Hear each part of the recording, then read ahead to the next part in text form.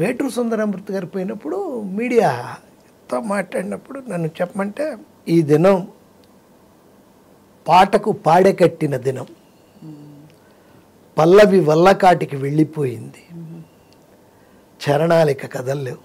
బాబా ఒక 3 ముక్కల్లో మొత్తం చెప్పేశారు.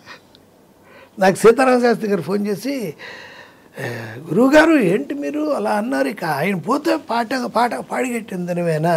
నా దృష్టిలో, మీ దృష్టిలో కాదు అని చెప్పాను. అలాగే ఆ దేవాంతకుడు అయిపోయాక డాకు అని, రే చుక్కని, అవన్నీ ఇవి నువ్వు రాసుకుంటూ ఉంటే ఎన్వి సుబ్బరాజన్ ప్రొడ్యూసర్ ఉండేవాళ్ళు. ఆయన పాపం యాక్షన్ సినిమాలు బాగా మినిమం బడ్జెట్, సెట్లో 2 కుర్చీలు ఉండేవి, ఒకటి ఆయనకి ఒకటి డైరెక్టర్కి. ఆర్టిస్టులు అందరూ నిలబడ్డమే, మేమైతే అసలు నిలబడ్డమే, ఆర్టిస్టులకి ఇంకెవరికి కుర్చీలు ఉండవు, 2 కుర్చీలు అండి. ఏంటి సార్ మేమందరం ఏం చేయాలి, మీ ఒళ్ళో కూర్చోవాలా అని అడిగేవాడిని నేను. 2 కుర్చీలు, అంత బడ్జెట్ ఉన్నాడు. డబ్బులు మాత్రం కరెక్ట్గా తీసేసుకొని గబగబా రాసి ఇచ్చేసాను. వృత్తిలో ఒక భాగంగా వెళ్ళిపోవడం నాకేం లేదు. ఒక చోటుకి వెళ్తే మన దగ్గర కూడా వచ్చిన ఇప్పుడు కూడా వాళ్ళు ఇక బయటికి వెళ్ళకూడదు, మనం కన్ఫర్మ్ చేసేయాలి అంతే. అంటే మన రేటు మనం అడుగుతాం. 25 లక్షల నుంచి నేను స్క్రిప్ట్ రాయడానికి మొదలెడితే 5 లక్షలకైనా ఓకే చేసి పారేస్తా. పని అయిపోవాలి, ఆడ వెనక్కి వెళ్ళకూడదు. యాక్టింగ్ కూడా అంతే. డైలీ 75 తీసుకుంటానండి సార్, కొంచెం 60 నేనే, వాళ్ళు వెనక్కర్లా, రండి 2 రోజులు లాగా ఆలోచించుకొని రండి, అలాంటి ఉండవు. అప్పటికప్పుడు తెగిపోయి అడ్వాన్స్ ఇచ్చేసేయాలి. ఆడు గుమ్మం దాటి వెళ్ళకూడదు. ఇంకా ఫోన్లో మాట్లాడంటే పడిపోవాలి అకౌంట్లో, వదలకూడదు. అంతే, మనకి డేట్ ఉండాలి, అంతే ఇచ్చేయడమే. చాలా క్లారిటీ అండ్ చాలా అట్లా అట్ ద సేమ్ టైం మీ ఆత్మాభిమానం ఎక్కడ మీరు అది దెబ్బతినకుండా కాపాడుకున్నారు. కాపాడుకుంటూ మీ ఎడ్యుకేషన్ ఒకటి, మీ వ్యక్తిత్వం ఒకటి, మీరు ఎక్కువ ఎక్కడికి వెళ్లకుండా కావాల్సిన పని ఏంటి చెప్పు అనే టైప్లో మీరు నడిపించారు సార్. అండ్ అందుకే మీకు అంత గౌరవం దక్కింది. ఆ రోజుల్లో మీరు ఒక ప్రపంచంలో వచ్చినప్పుడు మీ తోటి సహ రైటర్స్ కొంచెం సీనియర్లు ఉంటారు కదా, ఈర్ష్యపడ్డారా? కొంచెం చూసుంటారు. ఏముంటాయండి, అవి ఏముండవండి. ఉన్నా కానీ ఏముంటాయి, ఎదురుగా ఎవడు ఈర్షపడతారు ఎవరైనా. అంటే మీకు తర్వాత వెనుకటికి వస్తుంది కదా, ఇలా అన్నారు అలా అన్నారు, పట్టించుకో. అవి వినేవాడిని కదా. నా డైలాగే ఒకటి ఉంది, అసిస్టెంట్స్తో నా పక్కన డ్రైవర్తో నేను చెప్పేడేలా, నా గురించి ఎవరన్నా ఏదన్నా అన్నారని మీకు తెలిస్తే నాకు చెప్పద్దు, నా వెనక, నా ముందంటే నేనే చెప్పుకుంటా, అంతే. క్లారిటీ.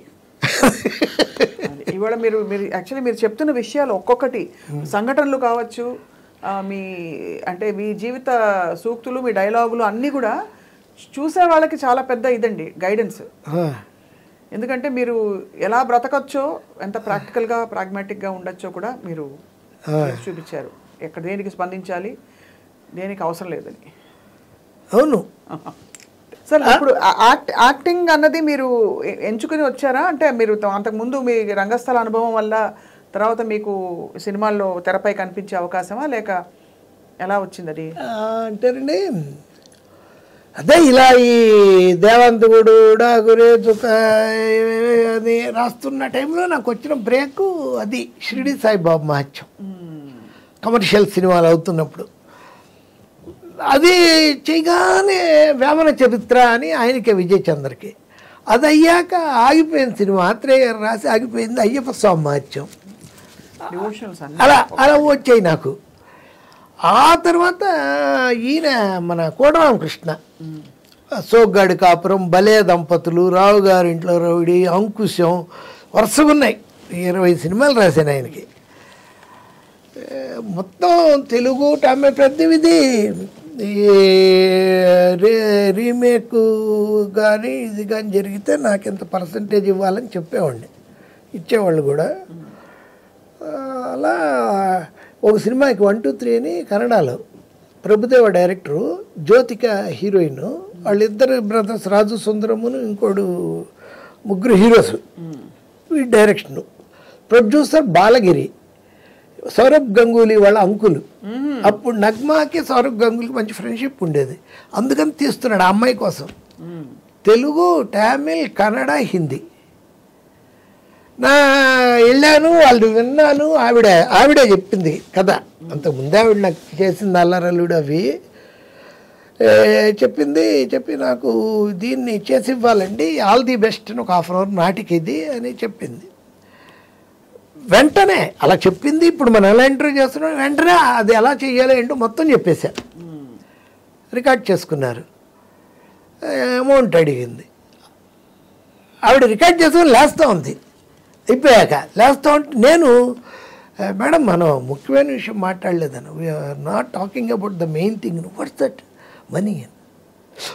సారీ అని అంకుల్ అని ఆయన్ని పిలిచి, ఆయన బలవాడు, నేను రెడీగా ఉన్నాను లోపల రండి అని తీసుకెళ్ళి ఏంటి ఎక్స్పెక్ట్ చేస్తా, అన్ని లాంగ్వేజ్లు 5 లాంగ్వేజ్లు అన్నారు కదా, 25 lakhs ఇవ్వండి సార్ నాకు ఓకే ఇచ్చేస్తాను, నేను సింగిల్ పేమెంట్ కావాలి సార్ నాకు ఇప్పుడే, నాకు అన్ని కలిపి అన్నాను. సింగిల్ పేమెంట్ అయితే 20 ఇస్తాను, మీరు మామూలుగా తీసుకుంటే 5555 ఇస్తాను చెప్పారు. 5555గా ఇస్తాను అన్నాడు. నాకు 20 ఇచ్చేయండి అన్న. 25 వద్దండి, 5 లక్షలు తగ్గిస్తాను, ఇచ్చేసేయండి అన్న. 50% క్యాష్ చెక్ ఇచ్చేశారు. యాట్రియా హోటల్లో బెంగళూరులో కూర్చొని రాసి ఇచ్చేసారు.